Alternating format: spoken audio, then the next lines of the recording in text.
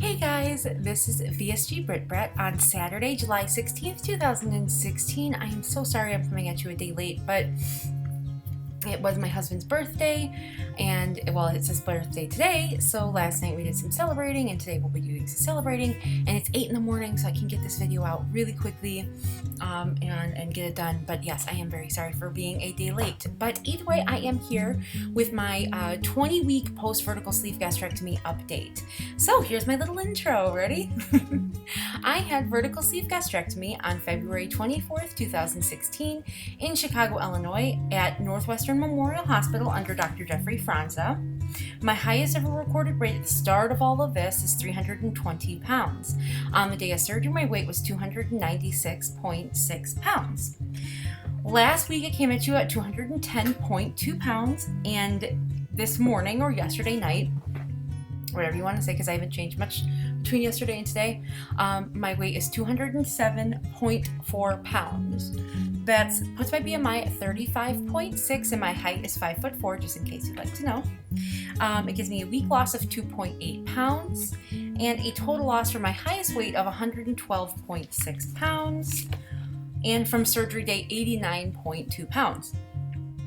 2.8 is fantastic. I'm very happy with that number. That's a great loss for the week. Cannot complain. I just finished my menstrual cycle. I had a 12-day menstrual cycle, and it finished on Thursday. And I think Thursday, yeah, because I didn't have it yesterday. So it was 12 days long. It was a bit rough riding. The last week was pretty rough. So when it ended, I basically lost those 2.8 pounds in the last couple of days. Like that entire period, I was pretty stalled up. So like I said, my periods are pretty long and hefty, so they really affect my weight loss, especially that second week. But anyways, I am very glad it's done. I noticed that my restriction is gone. If you guys haven't seen in my previous videos, during my period, I tend to have extreme restriction, meaning I can't eat a lot. I usually can get in about an ounce to an ounce and a half of food. And when I'm not restricted and not during my menstrual cycle, I can get in about 3 ounces of food. So it's not like I'm eating in abundance in general anyways, but I can eat even less during my period, which tends to be why my weight slows down a bit the second week, I think, is because my calories are bleh. That can be seen as a good thing or a bad thing, whatever. So that's what I'm looking at this week. It's perfectly fine. So I'm 207.4, and I realize that if I lose about 4.5 to 5 pounds more, it puts me in the next obese class. Right now I'm in obese class 2 at 35.6. Anything below 35 is the obese class 1. So I will just be regular obese. I mean, morbidly obese, but regular morbidly obese. Anyways, and that's where I'll be if I lose about 5 more pounds. So I'm happy about that. And then I have 7.4 more pounds to go until I am in Wonderland, or I should say 7.5, because I want to get past 200, not at 200. So anyways, yes, that'll be great. I am thrilled about that. 7.5 more pounds and I'll be in Wonderland. Holy freaking cow, did I ever thought that I would ever be in the 100s in my life ever. Where I'm sitting right now is pretty much where I thought it would. If I could get down, this is where I would probably end up being. So I couldn't be more thrilled. As you can see, it's starting to clear up. But now that my period's gone, everything is starting to go away. My breakout from my period. So we're doing well there. Let's see. I cannot complain about as far as my progress. The whole thing I've been going through, all the weight I've lost, everything I've done so far, I cannot complain about it at all. I am happier. I am healthier. I can run. I can reach things I couldn't reach before. I meant on my body, I can reach things that I couldn't reach before. I can do things that I forgot I could do. It's just it's amazing what you take for granted. When you're smaller, you don't realize that you can do certain things that are just day to day for you. And then once you get big, you can't do those things anymore. It's insane. Simply washing in the shower becomes a whole different adventure when you can actually reach things. And it's not such much of a workout. So you guys, my progress so far has been amazing. And I've said this before, even if I didn't lose another single pound more beyond this weight, I would still be way happier than I was at 320 pounds. I think I look better. I'm pretty happy with the way that I look. I'm pretty happy with the way that my body looks, except for my boobs. My poor boobs are going away. But if they didn't get any smaller, I'd be okay. But I know that they're going to be getting smaller, which is what makes me kind of sad about it. But it's not that I would trade it. I'll take little flat pancake boobs over being 320 pounds in a heartbeat. So we'll just make it work, right? I can always buy new ones.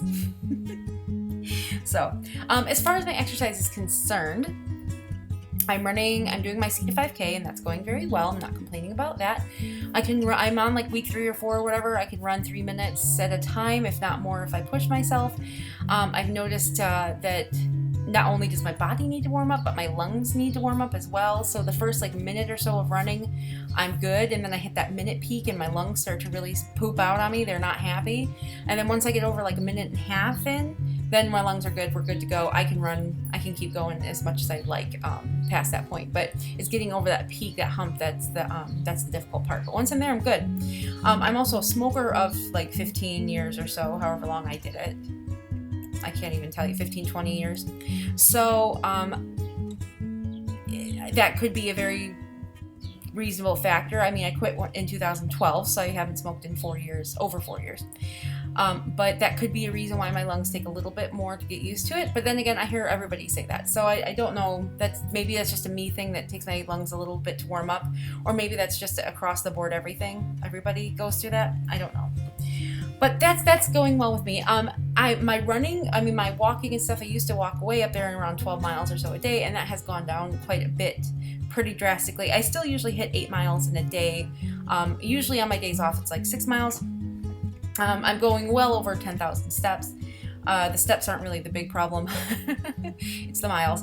But I'm working. It's hot. It's summer. I'm doing a lot more heavy lifting-y type things. When I went to go see my chiropractor, she really wants me to get into some yoga because my hips are really messed up, and she wants me to strengthen my hips. So she really wants me to start looking into yoga, beginners type yoga for my hips and things like that. So she doesn't. Both my doctor and my chiropractor and my surgeon and everybody is perfectly fine with me not doing any strength training yet. They're perfectly fine with me sticking to cardio, but my chiropractor specifically wants me to try to strengthen my hips because they're just so wonky. That she really wants me to get more strength in there, and she thinks that'll help my hips. Excuse me, my eye is just like crazy. Cry. And it's because I'm doing this video that it starts itching. So I will be looking into some yoga. I found a ton of good videos on YouTube. YouTube is a great source for exercise videos and free ones. There's an hour yoga one that's for beginners, but I probably will be trying to get my hips, try to get my hips better. But otherwise, I'm just going to keep doing cardio until the winter, and then I will start looking into strength training then. It's not like I don't lift anything, you guys. I'm not going to do strength training. I lift a lot of shit at work. Enough shit to not worry about it. When I go for a run, I use little sand weights in my hands. I push strollers. I pull fucking strollers behind my bike. I'm not like doing it no resistance at all when it comes to my workouts. I wish that would make things so much easier. It's just simply I'm not going to do strength training. Okay. Let's see. An NSV, I guess, is that I'm tan. Like, you see? Okay. Not necessarily super tan compared to some, but it is tan. I am Dutch. I have this really white skin, and even when I was young and running around outside all the freaking time, I never tanned. I was just a really white person. I freckle, as you can see. I freckle a lot, and then I usually burn and peel. I don't usually tan. So somebody has pointed out in one of my past videos that I am super white. My face is white, and it actually is. I mean, the rest of me is tan, but my face is super white. But I am so used to my neck and my body matching my really white face. So I don't tend to buy makeup that's orangey or brown or any kind of thing other than the whitest white you can find. So it's really weird for me to use any kind of tan-ish or any other color other than porcelain makeup. So I'm really trying to get there into like using a darker color on my face to match the rest of my skin. I just can't get past the orangey look that it gives me because I'm so white. But I do understand. You're gonna see. I mean, I'm gonna try to ease into it, but I really don't like that orange look it gives me on my face because my face is still super white compared to the rest of my body. But that's an NSV because I've never really been tan. I didn't know I could tan. So that's interesting. It's not that I don't use sunscreen when I go out. I definitely do, but you know, when you're sweating balls and you're running around, how long does sunscreen last? So yeah, that's an NSV, I guess.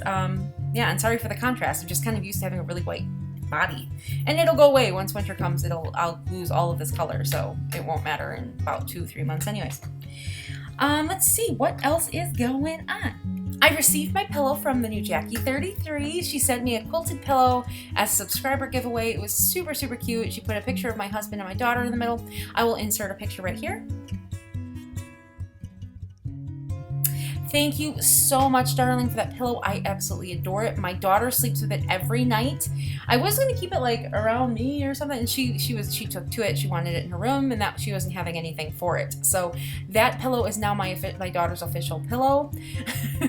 Every night she points to it. She says Dada and Baby Ronnie, which is her name, Veronica. So Baby Ronnie and Dada are on the pillow, and she loves the pillow. I love the pillow. Thank you so much. It is gorgeous, so cute. Thank you. I really appreciate it. And I also got a few new things that I will show you. Just a tick. Okay, so the new things I got a new water bottle. It's a 40-ounce water bottle. Oh, excuse me, my eye is going to be pissing me off. Okay, I'm not good when it comes to like drinking water distributed in small bottles. I need like one big fucking behemoth bottle. I find that I can get my water in if I do stuff like this.